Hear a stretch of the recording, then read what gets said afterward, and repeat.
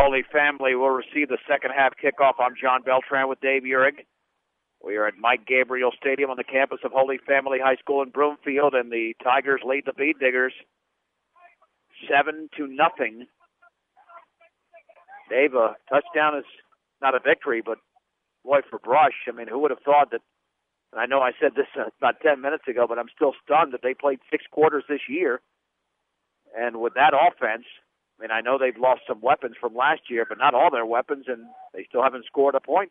They're just struggling. Sometimes, it's hard to – I've seen that in basketball a lot where it seems like nothing will go down, and then when you finally can sink that first one, then it makes the rest of them easier. It's that domino effect that the Bead Diggers are looking for. Well, you remember last year they were down 21-0 in a game that looked like they had no chance to win. All of a sudden they scored that first touchdown, scored a second touchdown, took a 36-35 lead. But ultimately, Holy Family's offense was way too strong and won that game by 11. The Bead Diggers are looking for redemption this season. And right now, even though they've done pretty well in terms of field position, they have committed the game's only turnover, and that turnover resulted in the only points of the game. Could be worse, though. If Brad Bass doesn't block that 24-yard field goal attempt by Jonathan Gary, the Bead Diggers are more than likely down 10-0. So at least they can stick with their game plan, even though 10-0 wouldn't have been anything bad. But 7-0, obviously down one possession, there's no sense of panic whatsoever. That's for sure. And, we still need to see if they can – we saw that unusual kickoff that they used last week to start the game. This will only be the second time we've seen their kickoff. So who knows, what they can do here with this one. And if they have a chance to trap Holy Family down there deep, play some solid defense, they could tie this football game up in a hurry. As I mentioned, Holy Family will receive the second half kickoff. And the conditions have been pretty consistent, Dave, throughout the course of the game. I think it's still as cool as it was, maybe a little bit colder than it was. And the wind has really not played too much of a factor, although I sense a little bit of a breeze. Yeah, well, very little bit of a breeze because the American flag looks pretty much motionless over the scoreboard here in Broomfield. Arturo Maltos will kick it off. Sean Klinkby and Thomas Lambert are back to receive for the Tigers. Well, this will be big right here. I mean, just making sure that Holy Family starts at their 20, 25, 30-yard line. That'll be all right, but certainly not anywhere close to the 40. I mean, that's what happened to start the game last week. Fort Morgan started off the game at the Brush 44-yard line, and even though they didn't score, they ran 14 plays on that drive. The Bead Diggers did respond with a 16-play drive, but again, they were always starting from poor field position, deep into their own territory. Maltos to kick it off, and half number 2 is underway, and it's high and very short, though. It'll be fair caught at the 30-yard line. Good play over there by one of the up men for Holy Family, and that is Wesley Aragon.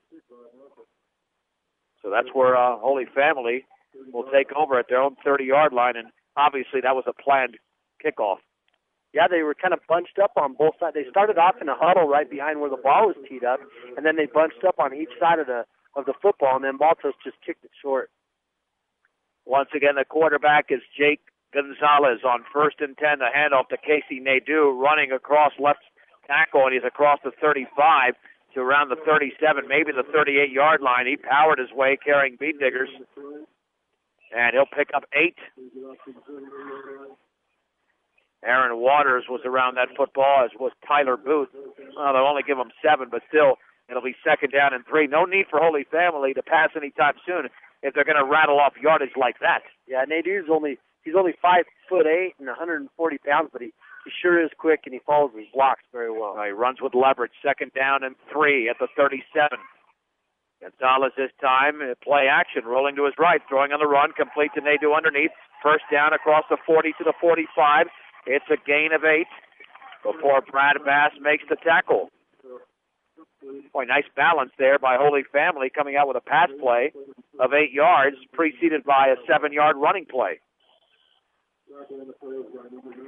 It was a good pass, too. The wide out on this side, he ran down the field, and then he ran to the center, started waving his arms, and it kind of attracted some of the brush defense towards him and off that short man. Quickly up to the line of scrimmage, 1st and 10. There's the handoff, right side. Nadeau breaks a tackle, a second tackle, and he carries a Beat Digger to the 47.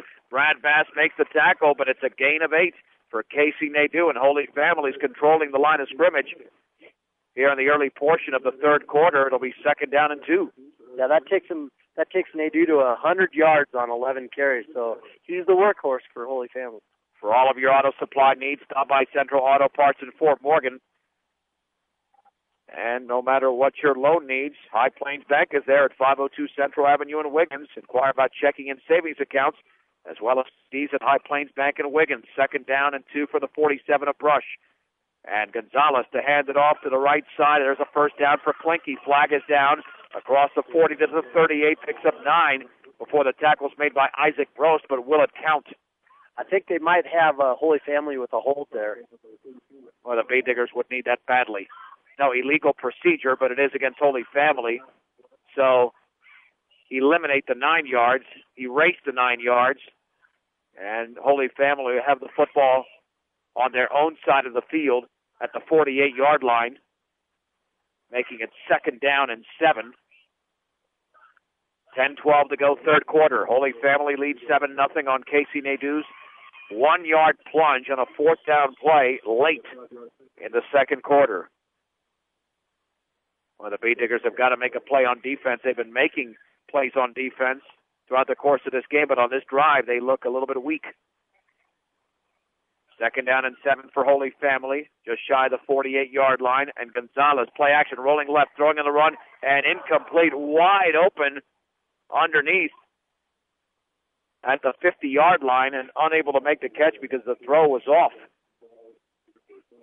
The throw was off because Rubalcaba shot through on the right side, and boy, he was putting a lot of pressure on Gonzalez. He had to get rid of that thing. It looked almost like what a screen would look at how they set it up. Yeah, Zach Dickerhoff, I was starting to say, was the man who was open for Holy Family. And had the throw been made on the money, Dave, I think it would have been a 1st down. He was out there by himself. 3rd down and 7 from the 48-yard line. Backs are in an eye. Receivers out to the left and right. Gonzalez will pitch it to Klinke, and he's hit in the backfield. Boy, the Beat Diggers got incredible penetration. Tyler Booth was in on the play, but he was not the only Beat Digger to make the tackle. In fact, the first man was Joe Rosenbrock, the sophomore, throwing him for a 2-yard loss, and Klinke and the Tigers now face a 4th and 9 at their own 46. They'll have to punt it over to the Beat Diggers. I zeroed in on Rubalcaba on that play, and he didn't have any problem running right past that big Harvey player. Boy, a big rush, but Lambert gets it off. It bounces at the Beat Digger 28-yard line, takes a Holy Family roll, and it's down to the 23. It's a punt of 31 yards, and that's where the Beat Diggers will initiate their third quarter possession with 9:15 to go, trailing by a score of 7-0. Beat Digger defense again. You know, sometimes it doesn't look like they're doing so good because they're kind of bending a lot, and then all of a sudden they take advantage of a Holy Family miscue and shut them down. 1st and 10 at the 23-yard line. Dave, how about a nice 12-play, 77-yard drive in about 8 minutes? That would be Beat Digger football at its best, and then you'd have a 7-7 game going into the fourth. Let's see what they open up with. From the 23, Maltos to hand it off, right up the gut, and Tyler Booth breaking tackles across the 25, pinballing his way to around the 28, maybe the 29. Give him 5 yards. I'm telling you, he was bouncing off Tigers. Colton Emmich, the 6'2", 215-pound junior defensive tackle, made the play. Yeah, he ran through there, and he was spinning. He was standing straight up and down, but he was spinning this way and spinning that way, and did a good job of holding on to that football and picking up those yards. 2nd down and 5 from the 28-yard line for the Beat Diggers. The outside receiver is Brad Bass, and there's the handoff left side to Isaac Brost. He's got a 1st down across the left side to the 34. He'll gain 6 of the play. A nice hole opened up before Thomas Lambert made the tackle. Well, you could really see his legs driving like crazy. As he got hit, he never stopped the drive, and he was digging in, and he was lowering his center of gravity to try to pick that extra couple of yards up. And, you know, the one thing the Bee Diggers do, Dave, they're in no hurry to get the next playoff. They take their time, and they really have to make sure that they've got everything going the way they want to, because they made a few uncharacteristic mistakes with illegal procedure penalties in the opening half. Backs are in an eye. 1st and 10 for the Bee Diggers at their own 34-yard line. The deep back is Tyler Booth, and the football is going to be pitched to Tyler Booth after the fake handoff to Isaac Broston. Booth is breaking a tackle across the 40 towards the far sideline, knocked down at around the 44. It'll be a gain of 9 yards, half yard shy of a first down. And let me tell you, Baltos really sold that play well, because Isaac Brost had a piece of that football for a while, and he just pulled it out from the grip of Isaac Brost's arms and then pitched it to Tyler Booth, and it was a well-executed play. Yeah, it was just a really well-run option is what it was.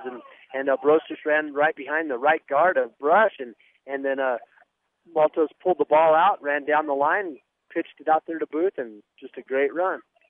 2nd down and less than a yard to go, just shy of the 44-yard line. Holy Family leads 7-0, 7:20 to go in the third. There's a handoff at a first down across the left side to the 46-yard line is Isaac Brost before he's bunched up by the right side of that Holy Family defensive line. They needed one. They got more than one, and the Bee Diggers are moving the way they want to. 50 yards for Brost now on 7 carries, so a good night for him.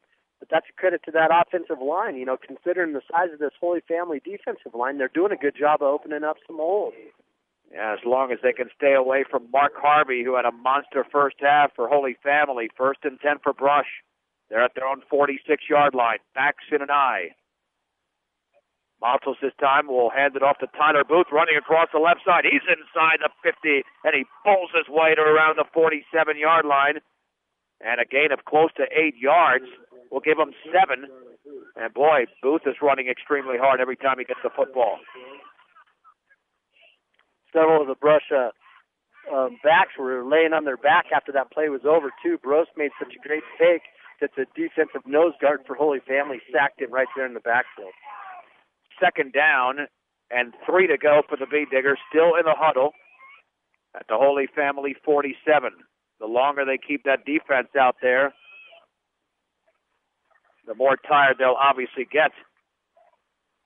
And the Bee Diggers can go to any play here on 2nd and 3 from the 47. They'll run it again right up the middle. That's a first down, and Isaac Brost breaks through the hole to the 40-yard line. He gained 7 on the play, and quite frankly, Dave, it looked like the hole was closing down quite a bit, but he was still running. Yeah, he just kept his feet, and it's not like he was trying to run really fast. He just didn't overrun the offensive lineman in front of him, and he just followed those blocks, and he just kept, it's like they were tumbling downhill. They just kept tumbling. Holy Family linebackers are making plays now because the defensive line of the Tigers is getting beat off the ball.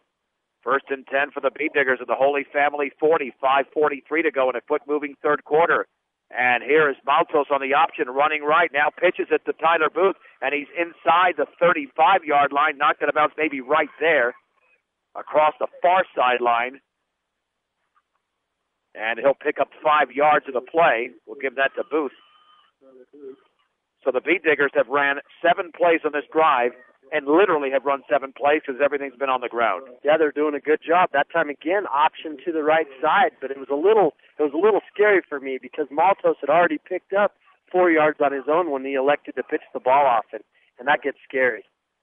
2nd down and 5 at the Holy Family 35. This drive began at the Bee Digger 23-yard line.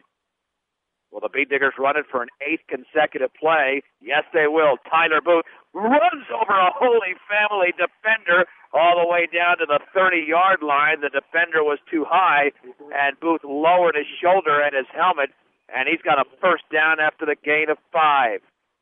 66 yards for Booth now, and you wonder what was said or done in that locker room. I don't know if Coach Dreit wound the clocks up or what, but all these guys are sure shooting forward, and you see the offensive line surging forward a lot more, and the backs are running with a lot of speed. Their legs are really pumping.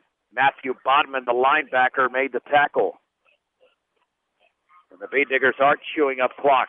By the time the next play is run, we will be inside of 5 minutes to go in the third quarter. Holy Family leads by a score of 7-0. Receivers out to the left and right. The backs are split from the 30. Maltos with a long count. Will hand it off right up the gut. That's Tyler Booth again. He's breaking tackles into the clear. 15, 10, 5. He's dragged down at the 2. It's a gain of 28 for Tyler Booth and a first and goal for the Bronx Beet Diggers. Boy, he ran hard. Right there at the end of the play, the kid kind of grabbed him by the back of the shirt and drug him down. And it was a great play there because that offensive line opened up such a big hole. Anthony Guzman made the touchdown-saving tackle for Holy Family. So the gain of 28, a first and goal from the 2. The Beet Diggers are a touchdown and an extra point away from tying this game. Now the Beet Diggers are in that Maryland eye. On first down, Maltos will hand it off to Tyler Booth. Touchdown across the left side. Booth scores from 2 yards away. The Beet Diggers score for the first time this season and close to within 1 at 7-6. You know, it's like they just kind of said, you know what, we're just going to run after you. And it's not like they did a lot of running east to west. They just kind of lowered their shoulders and started running the football straight ahead, and it paid off for them. A 4-minute and 49-second drive. Arturo Maltos off the pass to attempt the extra point. There's the snap. It's high. It's down. The kick is up, and it is good. 4:26 to go, third quarter. We've got a brand new football game from Broomfield. Brush 7, Holy Family 7 on 1010 KSIR and KSIR.com.